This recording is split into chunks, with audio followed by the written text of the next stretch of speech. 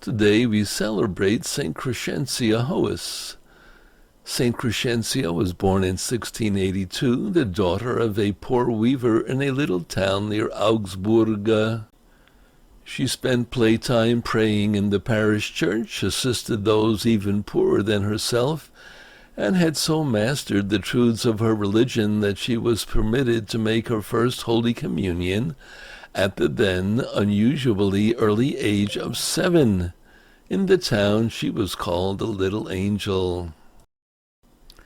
As she grew older, she desired to enter the convent of the Tertiaries of St. Francis, but the convent was poor, and because Crescentia had no dowry, the superiors refused her admission.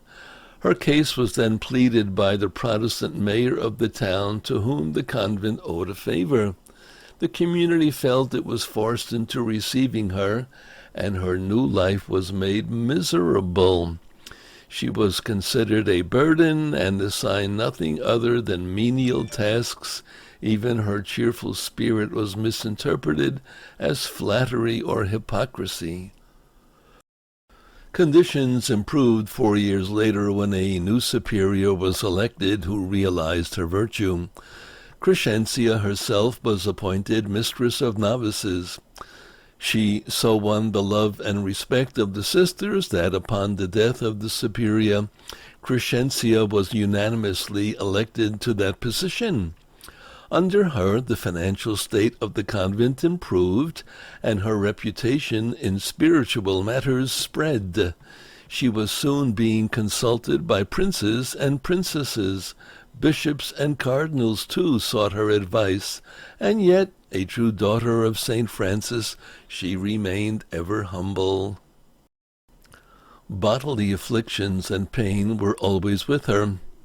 First it was headaches and toothaches, then she lost the ability to walk, her hands and feet gradually becoming so crippled that her body curled up into a fetal position.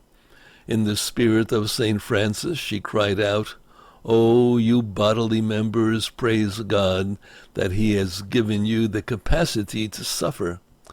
Despite her sufferings, she was filled with peace and joy, as she died on Easter Sunday in 1744. She was beatified in 1900 and canonized by Pope John Paul II in 2001.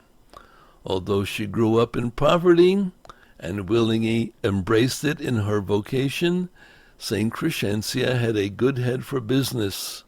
Under her able administration, her convent regained financial stability.